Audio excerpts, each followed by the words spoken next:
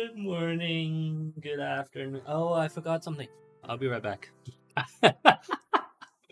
uh, I have a be right back intermission? I do.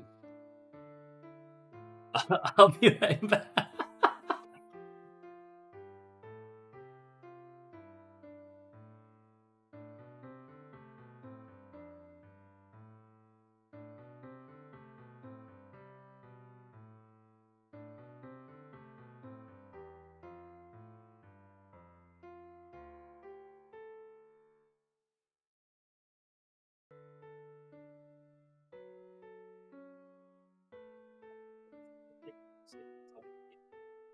Yeah.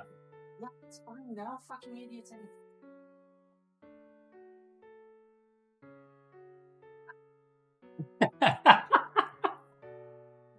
Oh, oopsie daisy. All good, all good. Good morning, good afternoon, good evening, boys and girls. Uh, I will have to go back into the stream after this and double check if you heard how much of it you guys heard, but it's all good. What were we? Right. So today we're having some quasi-philosophical discussions today. I have it. Oh, okay, Quitch. Well, that is that's good to know. That's good to know. That means it's all good. Yes, I was talking. When I said people were fucking idiots, I was talking about our private school, students. They know exactly what I think of them, so it's not like this comes as a surprise to them, right? I do. I need to. I need to remember to to mute my mic when I leave in the future. Otherwise, this will be. This could be bad. Anyway. Oh, wait a second. Oh. Okay. Well. All right.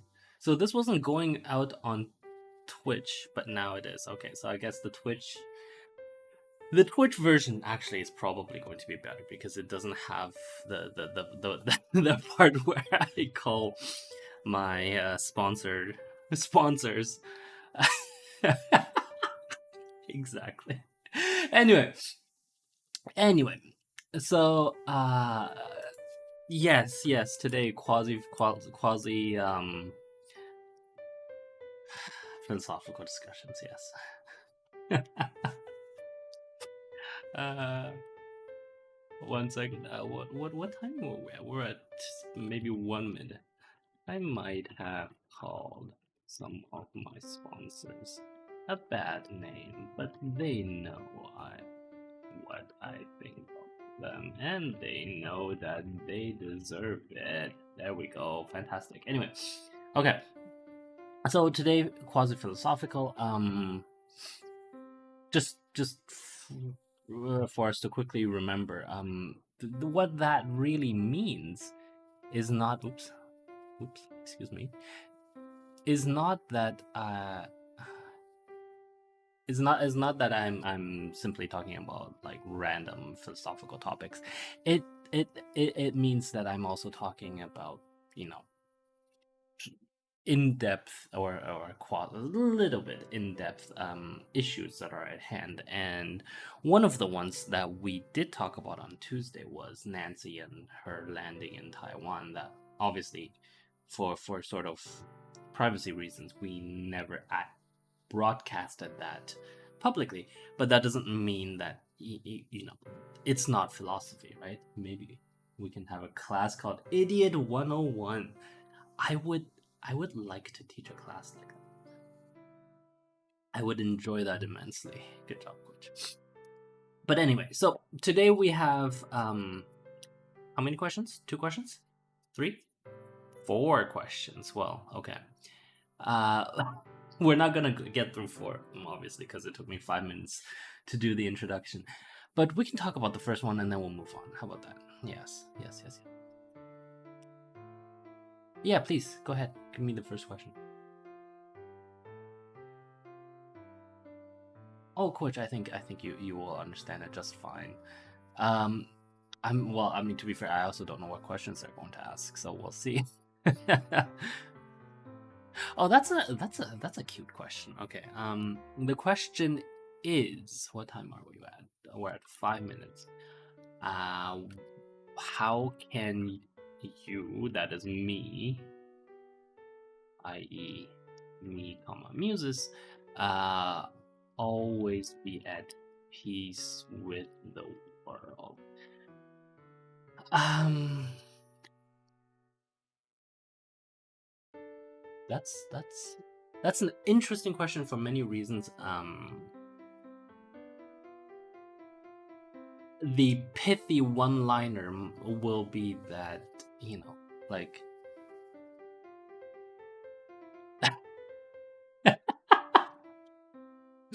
The pithy one-liner will be, "You guys are all fucking idiots, so it doesn't really bother me." But that's not the real, or rather, that is more the result of, that is more the result of a bunch of accumulated results, experiences, a bunch of accumulated experiences that have led me to see things in a broader perspective, right? So essentially, things like, understanding the limits of, let's do some examples, e.g., the general limits of human knowledge, the, let's see. Also, it's not an interview of me. I know why they're asking this question, or why the person who asked this question asked this question. Because even compared to, I should put it out there. Even compared to some of the more experienced, older, viewers, I tend to be less, how do you say, angry, annoyed by things in the world.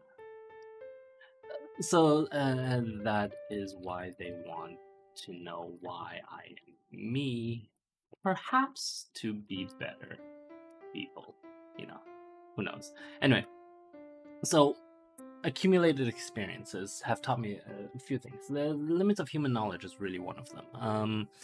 Limits of human ability day to day, right? So everyone knows how much I work, but I also know that the way I work is not the same that the way everyone else works, and sort of by necessity, that means that they people tend to, how do I explain this? Like, when some of my employees, some people who work with me are here. In actually, most of them that are outside that door are here, and they, like, I know how much I can expect of them, right? And so, knowing how much we can expect means that I am setting reasonable expectations for those around me, for myself, for society. And so that means, because fundamentally, being at peace with the world means that we're not angered by. Let me do this. Being at peace with the world fundamentally means that we are not angered or surprised. We're not negatively surprised by anything that happens in the world, right? And note that this is not the same as being jaded. Because when you're jaded, you are still surprised, but your jadedness is actually the way that you use to deal with the surprise, um, which is more a coping mechanism, right? Like when I hear that Nancy is going to Taiwan, for example, um, I'm not saying, "Oh, of course she is." Oh, what a you know, like I'm not doing that. More that I am saying, yes, I completely understand why she's doing it, but I also understand the effects that this will have on the world, and I understand that she really did not talk this through with Joe, right? And like when that visit leaked, it was just like, yeah, everything, nothing about that caught me by surprise. Mostly because it all it it makes perfect sense. We've talked about it before about how political leaders need foreign policy wins in times of trouble, right? And so that is exactly what that was. And in fact, for Nancy, it was absolutely a foreign policy win, 100%. There are very few people that are calling it out. Well, okay, no, that's not true. There's enough media coverage of it being a success that those who are calling it a geopolitical adventurism are getting drowned out, and that is all that Nancy really needs from this, right?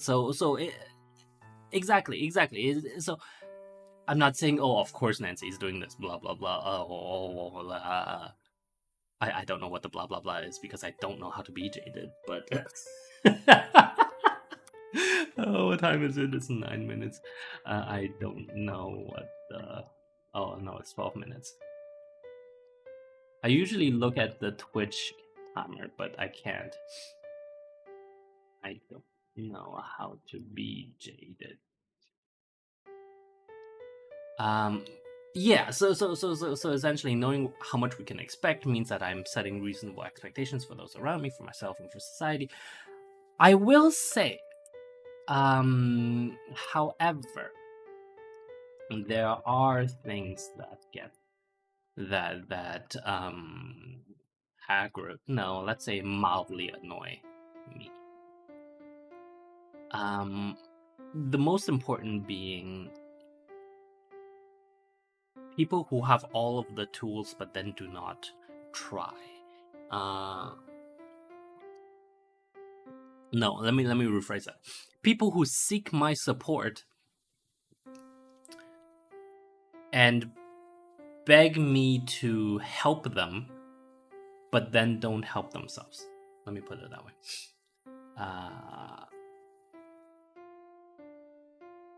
Also, Quitch, no, this has nothing to do with our conversations. Don't worry about that. Oh, okay, I need to address that after this.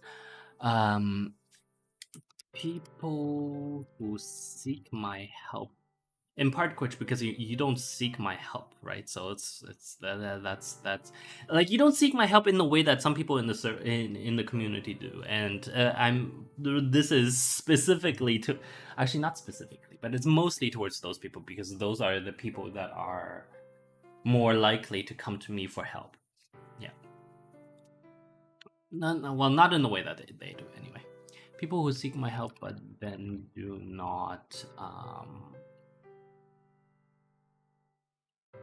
and have all the tools to help themselves. But how do I explain this?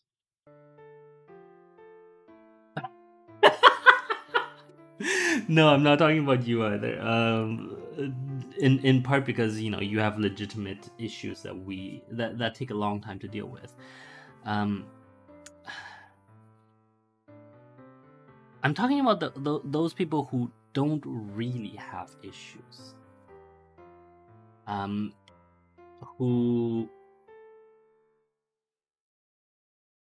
Whose only real issue is, like, they have good jobs, they have good lives, like they are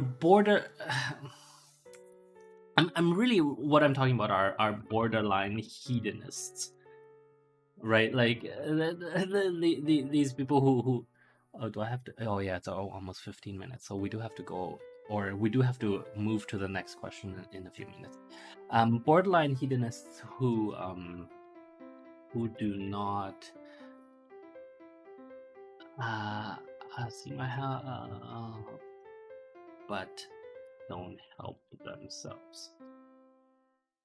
Borderline hedonists who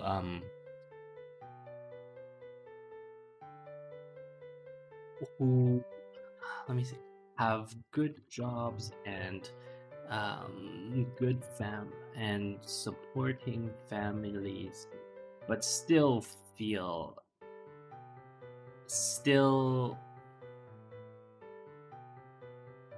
have an unknown urge they need to address. Like instead of going out and getting a nice hobby, like I don't play golf, build model railways, buy yourself a warehouse and build the world's largest model railway, right? Like instead of doing something boring like that, you go out and you cause trouble and then come to me seeking help, right? Like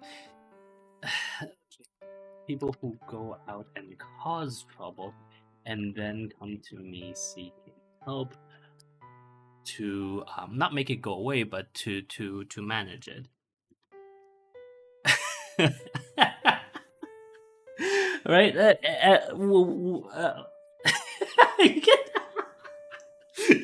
Well, I mean, you guys don't have to announce yourself like that, but I mean, if you want, that's all fine. Yes, we have very strict NDAs for good reason, right? Like, but anyway, so this isn't strictly applied to most people I talk to. Most people who come to me and ask for advice or want, this is nothing to do with you guys. This is I should mention this again because obviously people have um try to put themselves into this position, but no, um this no, this is not for you either. Just stop pretending that you guys are more important than you are. This is mainly targeted at the ultra wealthy individuals who I know.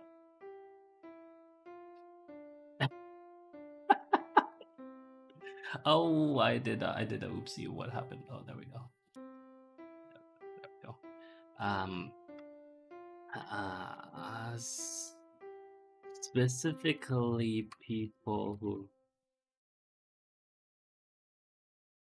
who specifically people who have more means than, I was gonna say manners because it's nice. It's nice alliteration, but it's doesn't really make sense. More means than, I don't know, ability. Let's put it that way. Yes, that is meant to be a complete insult, by the way. So yes, good.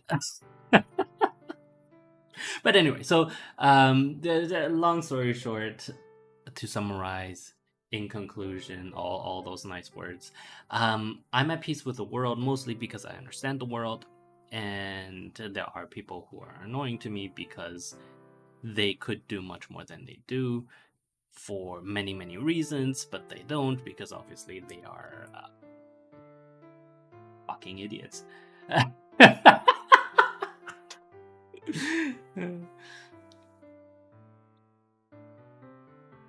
Well, Twitch, this is supposed to be more content than most of the gaming streams, right? Because in the gaming streams, I have to actually play a video game, which is, disgusting. Imagine me playing a video game. Oh my god. Anyway.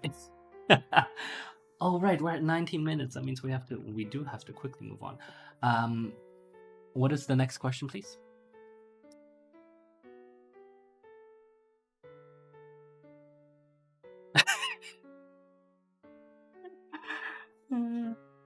Okay. All right. Are we sure? Are we sure that's the question we want to ask?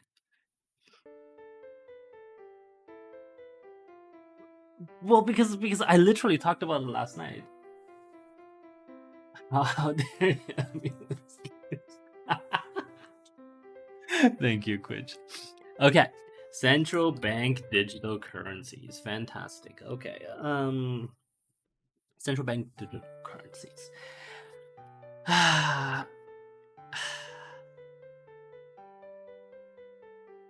Okay. Like I don't know. What do you want me to talk about?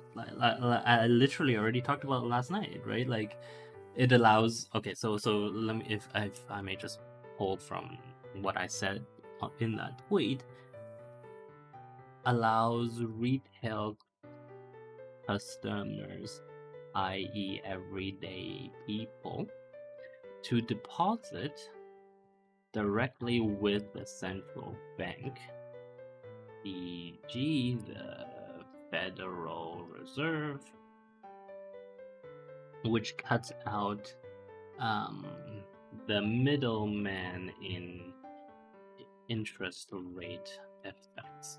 Right? I've talked about this a little bit with some of you, um, and more so broadly in the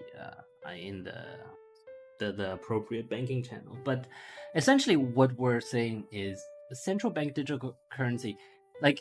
There's nothing right now today stopping central banks from being a depositor bank, right? But right now it's not. Right now, central banks are only act as the lender of last resort, and we looked at this when we were reading Badgett, and he was describing Lombard Street and how the Bank of England had established itself as the lender of last resort, which means that no matter who dies, they can always go to the Bank of England to get back some of their money, right? That's all normal, very very normal stuff. What central bank digital currency will then allow these central banks to do is, excuse me, where I think the innovation is, right? Because at the end of the day, almost all modern currency is a number on a spreadsheet, right? Like, let's be completely honest. At the end of the day, modern day money is already just a number on a spreadsheet. So CBDC is not novel for making it completely digital, but where the novelty comes from, the novelty comes from the central banks being directly capable of injecting, capable of managing how do you say, managing um, interest rates and stimulus, right? So one thing that I felt in 2008 that we could have done, and I've talked about this at length, is instead of bailing out Freddie and Freddie and Fannie and Freddie, there we go, Fannie Mae and Freddie Mac, which are two mortgage guarantors, right? In 2008, instead of bailing out Fannie and Freddie, the better thing to do would have been to take on the responsibility of those failed loans, extend them to 50 years, and allow the families to continue living in the homes, right? Because you use the same amount of money to do that, right? Like let's be completely clear, like this uses the same amount of money but allows people to keep their homes and does not destroy the local communities, which was the cause of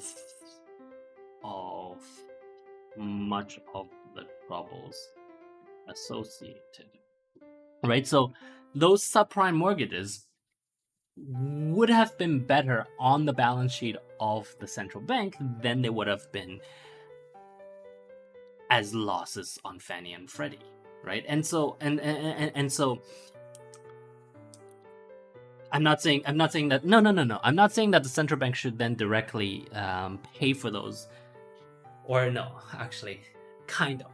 Essentially, what I'm saying is that the losses, the losses and the bailout that went into Fannie and Freddie should have gone to keep the families in their homes instead of just reimbursing investors, right? Because you still reimburse investors in both. In both cases, you still reimburse investors, but in one case, you're keeping the family in the home, right? Like you're not trying to sell off something at fire sale prices, and that depresses prices everywhere else. Like in the counterfactual, housing prices wouldn't have dropped as hard because you wouldn't have needed to sell all of those houses. But what actually happened in 2008 was that you sold all those houses, right? And so what does this have? We'll get right back to that. We'll get right back to it. CBDC allows that transfer without intermediaries, right? So you could essentially say, I would the essentially the Fed would or not the Fed, the Treasury would pay off those mortgages at Fannie Freddie. Is Freddie Mac spelled with an IE? I can't remember. Freddie Mac, yes. At Fannie and Freddie, but the owners would have a new ledger at the central bank that they'd pay off directly instead of at some retail bank, right? Because at a retail bank, the retail bank has to keep that underperforming loan. But if the central bank simply buys that underperforming loan and then extends it, the central bank doesn't matter, right? Like the Fed printed so much fucking money. It is ridiculous. So much money in 2008 that this would be much simpler if we had CBDC back then, right? I stand by this point. I stand by this point. I will die on this hill. I swear to God, I will die on this hill for this. Anyway, that is the deposits directly with the central bank, and let's talk about interest rate effects. Interest rates, better management of interest rates. Say the Fed needs to raise interest rates. I'm sorry, this is really funny to me because, you know, the Fed needing to raise interest rates is literally just... Anyway. So say the Fed needs to raise interest rates. If central bank digital currency and direct retail deposits exist, and the Fed simply sets up a, let's say, a 30-day savings account at 2%, going to 2.75%, right? Going to 3.5%. Like, retail investors would jump on this. I would jump on that, right? And so by doing this, we literally are drawing money out of the system and thus cooling the markets much more effectively, right? Does that kind of make sense? Like, if the Federal Reserve has, you know, local, say a central bank digital currency branch, or no, central bank digital currency accounts, savings accounts that are open to retail investors that simply track the Fed overnight rate, right? Like, oh my God, that would be... I love this idea.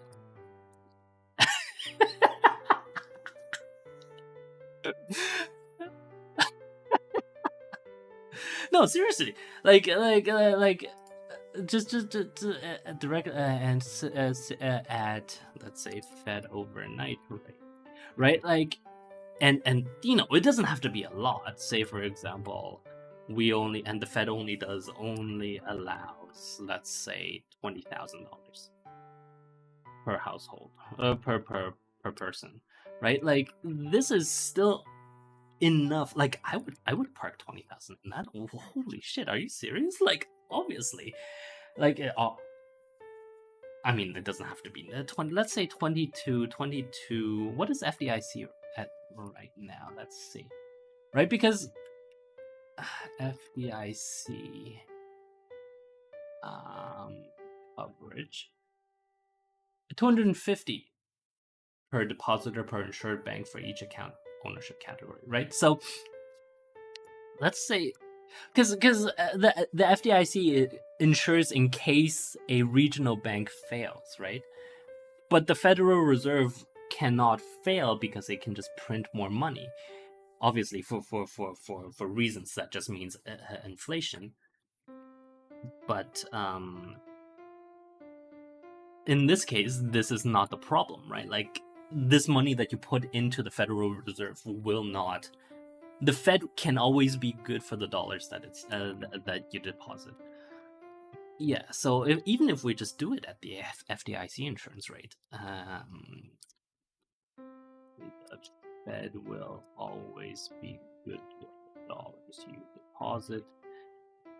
But the idea is, if you're afraid of inflation and you want your investment somewhere safe, and inflation is, say it's at 4%, and you're happy with it, and the Fed overnight rate is at 3.5, and you're happy with 3.5, then suddenly that pulls the money that pulls literally $250,000 out of the economy. And in grand scheme of things, that's not a lot per person, per rich person, but it is enough to completely crater the economy, right?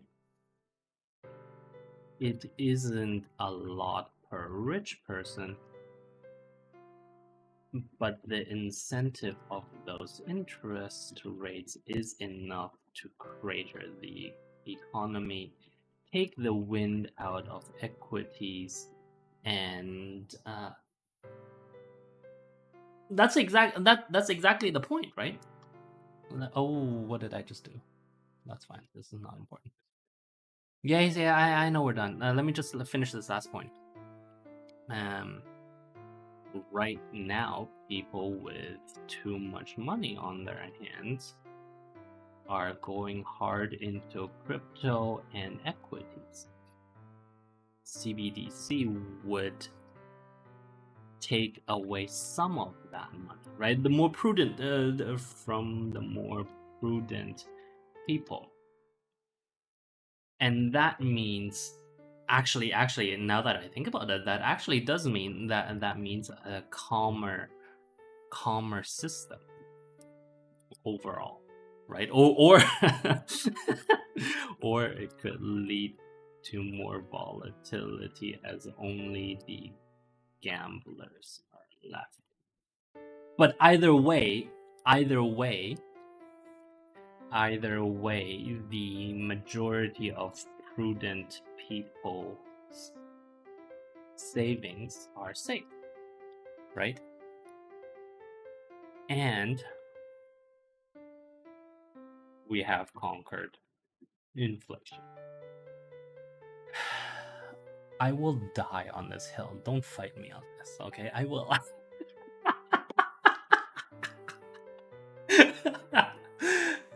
We could go to court over this, but it would not matter because a court can't interpret what central bank digital currency will what effects it would have on the economy. This is not contract mediated. I will die on this hill. This is one of the few hills that I will die on. I mean, actually, if okay, you are okay.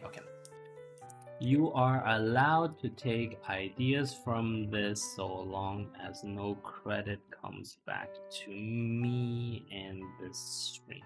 And I realize that in part, this means I will never get credit for revolutionizing the banking system. But no, no, we're all good. Okay, well, it's been 35 minutes and we have had a lot to say today, so we are done for today. Look at that. That's fantastic, isn't it? Um, any final questions? Actually, I'm not even going to take questions. I'm just going to go. No, I have a call to make. So, thank you very much, everyone, for watching. In conclusion, please download Firefox, please don't do Chrome, and I shall see all of you, unfortunately, tomorrow for drinks. And Microsoft Flight Simulator, fantastic. Say hi to the mommies. Okay, mommy clique. Quitch wants to say hi to you guys. Oops, wrong button. Okay, we're done. Download Firefox, don't do Chrome, and let's see. I'm gonna do right eye today. So wink, wink. There you go. You saw the wink. Bye. Bye.